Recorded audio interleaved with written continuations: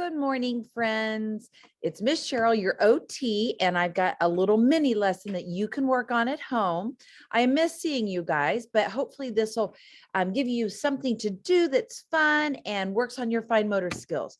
So I sent some things to your parents that they could print off. If they didn't print it off, parents, you can just draw lines and have your child work on tracing them. You don't have to have the exact things that I sent to you.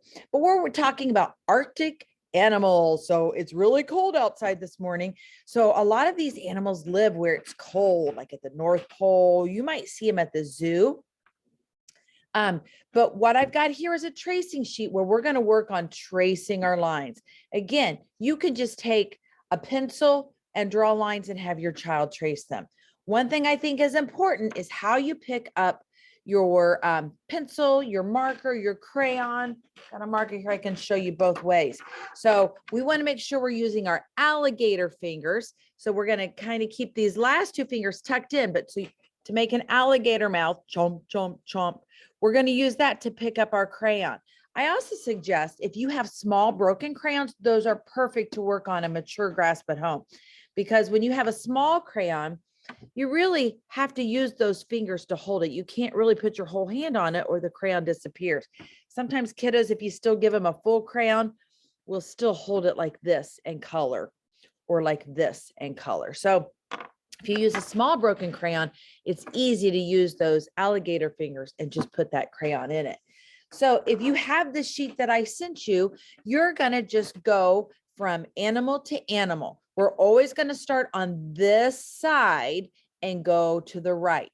Always start on left and go to right. So we're going to start up here. This, I think, is an elk. They live where it's nice and cold. And we're just going to draw, taking our time to stay on the line. We don't want to draw fast or else it kind of doesn't work. Then we're going to draw from our snow bunny to our snow bunny. And we're going to go up and down, up and down and up. And if you get off the line, it's okay. I just want you to do your best effort. This was a little trickier. We got some diagonals, and they're going all different directions. So we're going to go from the penguin to the penguin. We're going to go down, up and over, down, up and over, down, up and over. All right, our last one is our snow owl. He's really pretty, isn't he? We're just going to do some swiggly lines like that, where they're going to go up and down. They're kind of wavy. We're just going to trace it like that. Then if you want to turn your paper over, let's see if you can copy some of my lines.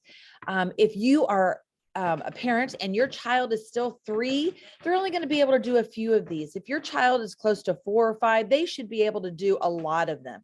So I'm going to go through them all. If your child cannot do them all, it's okay. It's just what we're working on. So the first one, we always start at the top and we're going to go down. Can you guys all try that? Starting at the top and going down. It's important to start at the top because when you learn to write letters someday, they always start at the top. Then we're going to go over and we're going to start on the left and we're going to go to the right. So start on this side and go over. That's important because we read left to right and we make our letters left to right. So it's just important to practice those skills now. The next one is a circle. Can you go around and stop? Some kiddos kind of make around and around and around and we go. I want you to try and make just one circle. That way we can make a happy face. We're happy today. So try it again, around and stop. All right. The next one is an intersecting cross, or like it looks like a plus sign or kind of like a T. So we're going to start at the top. We're going to go down and over. Again, down and over. Have you guys try that at home? Okay, this is where it starts to get a little tricky, but if your child is older, I'd like to see them try. Okay, the next one is a square. Down, down, over, over. I teach it this way so that your square has corners, because if you just try and make a square like this, it often looks like a circle. So that's why I teach it like this. Down, down, over, over. And that way we have corners. That's real important in a square. The next shape is a triangle. It starts at the top. It goes down the slide, back to the top, down the slide, and over. The hard part for a lot of kiddos is coming back to the top. Some kiddos will do this. They'll go down the slide, and then they'll come here, down the slide, and over, and then they've got this open top. So that's where then they do a fourth line, and it looks more like a square. So it's hard to remember, but we go down the slide, back to the top where you started, and down the slide and over. Okay. So then if your child is working on tracing, I would love to see them starting to trace their name. So let me find a marker here. I'm going to use a gray marker. That way, whatever I draw will be on top of that. Kind of the same thing with the marker. I'm going to open it, but then I want those alligator fingers to go around it like that. I'm going to write my name and then trace it.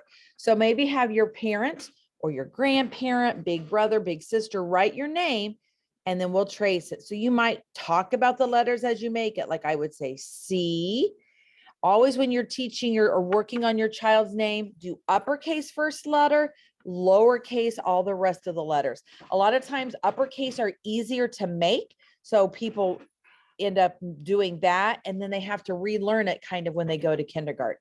So I'm going to do uppercase C, then I'll do a lowercase H, an E, an R. I talk about it as I'm writing it, Y, and L, so your child can start to learn how to spell their name. Then I'm going to take a marker, a different color that you'll be able to see over it.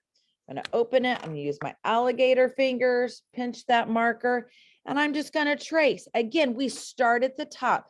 That's really hard for kiddos. What you could do, parents, if your child is learning this, put a green dot where they're supposed to start their letter.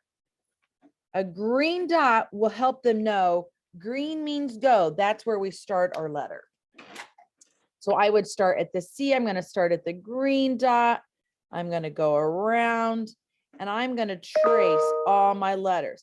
Now, your kiddos might not form them the right way. They haven't been taught yet. So that's okay. But as we're doing it, we'd like to teach them the right way so they don't develop any bad habits and have to relearn them. So I'm just going to keep writing my name and tracing it, holding my marker with a big mature grasp. You can have your child write their name. All right. So that's my name. You can work on your name too. The next activity is a cutting activity.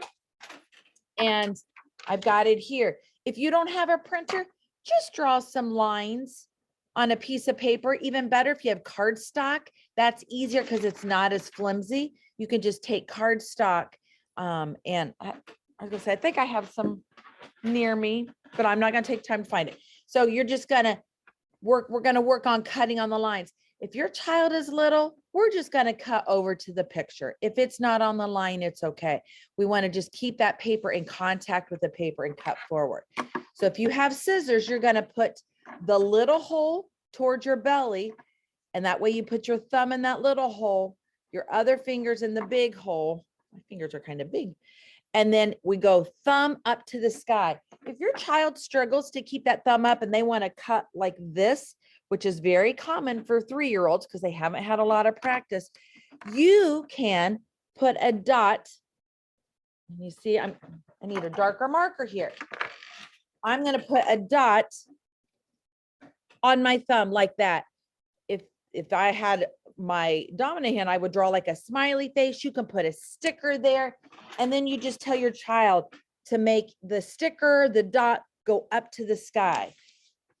Then if your child's just learning to cut, you can leave the paper on the table just to hold it so they don't have to, know where it is, and just hold it with the other hand. We call that your helper hand, and we're going to cut.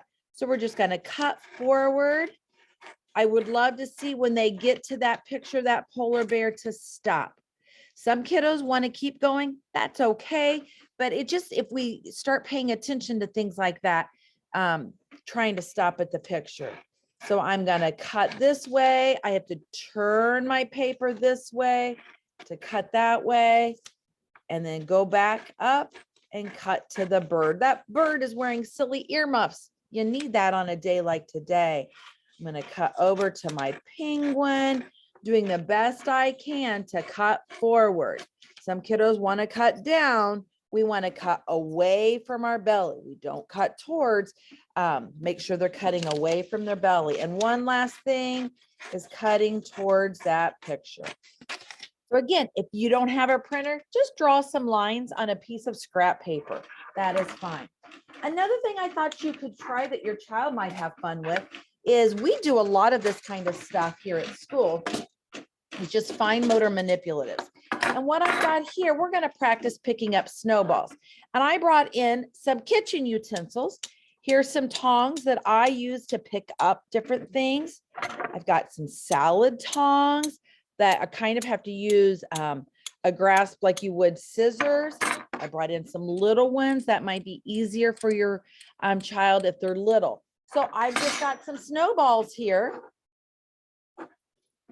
And I'm going to spread them out, and you can put a container somewhere. I think hopefully you'll be able to see this still.